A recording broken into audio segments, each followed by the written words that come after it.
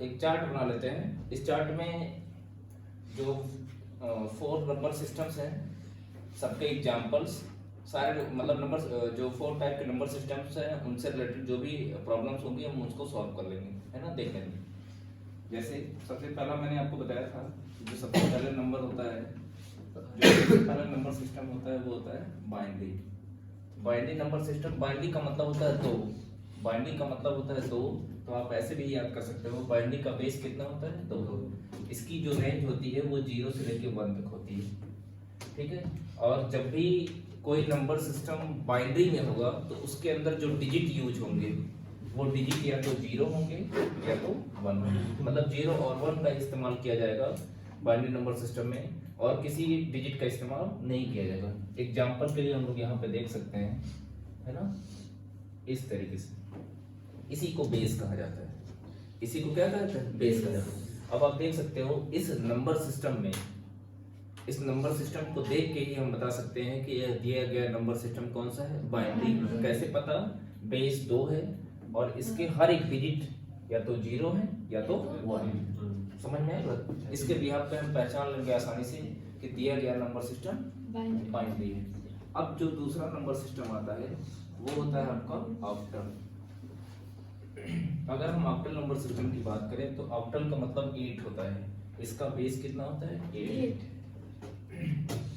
इसकी रेंज होती है 0 से लेकर 7। इसके अंदर जो डिजिट हम यूज कर सकते हैं वो होता है 0, 1, 2, 3, 4, 5, 6, 7। मतलब जब नंबर अगर कोई नंबर सिस्टम ऑक्टल होगा तो उसके अंदर जो डिजिट आएंगे वो इन्हीं में से आएंगे, इसके बाहर से कोई डिजिट नहीं आएगा। जैसे 1, 3, 0, 5 ऐसे कुछ भी मैंने ले लिया और बेस कितना हो गया, 8, ठीक है। तो हम बात करेंगे किसकी, डेसिमल नंबर सिस्टम, ठीक है।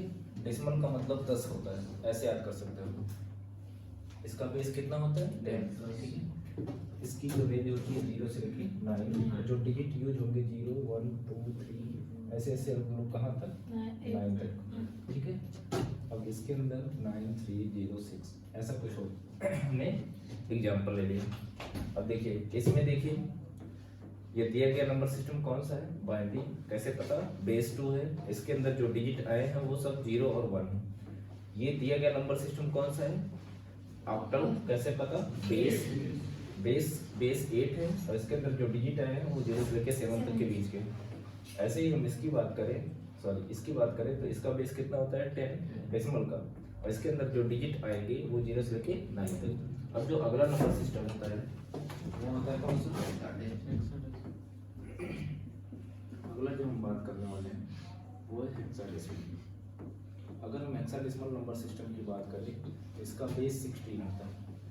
इसके अंदर जो डिजिट आएंगे वो 0 से लेकर 15 तक आएंगे, ठीक है। मतलब सॉरी, रेंज जो होती है इसकी रेंज 0 से लेकर 15 तक होती है।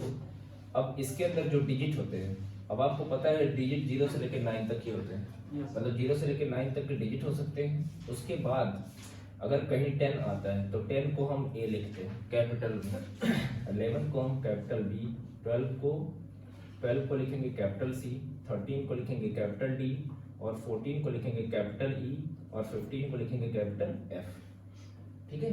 0 से लेकर 9 तक अंक आ सकते हैं। अगर उसके बाद की कोई, चूंकि इसका रेंज 0 से लेकर 15 तक होता है तो 9 के बाद की जो वैल्यू होती है उसको हम अल्फाबेट से रिप्रेजेंट करते हैं, कुछ इस तरीके से। 10 होगा तो 10 की जगह ए लिखा जाता है, 11 की जगह बी, 12 की जगह पे सी, 13 की जगह पे डी, 14 की जगह पे ई, और 15 की जगह पे एफ। इसका एग्जाम्पल क्या होगा, F2 3 A,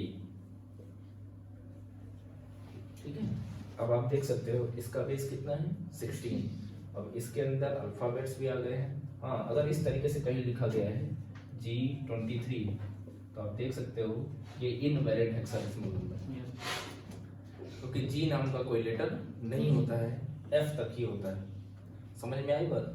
तो इस तरीके से सबसे पहली बात, बहुत सारे कॉम्पिटिटिव एग्जाम में भी, बहुत सारे जो गवर्नमेंट के एग्जाम गवर्नमेंट के एग्जाम होते हैं उसमें यहाँ से 1-2 नंबर के क्वेश्चन मिल जाते हैं। खास करके बेस पूछ लिया जाता है कि बाइनरी का बेस बताइए, बाइनरी का बेस कितना होता है 2, ऑक्टल का 8, इस तरीके से पूछ लेगा, ठीक है।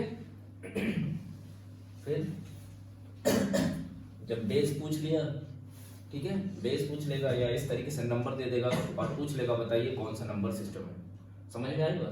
तो यहाँ से हम आसानी से बता सकते हैं कि दिया गया नंबर सिस्टम कौन सा है, बाइनरी है कि ऑक्टल है कि डेसिमल है कि हेक्साडेसिमल, ठीक है। अब इसके बाद हम लोग क्या करेंगे, क्या पढ़ने वाले हैं, कन्वर्जन।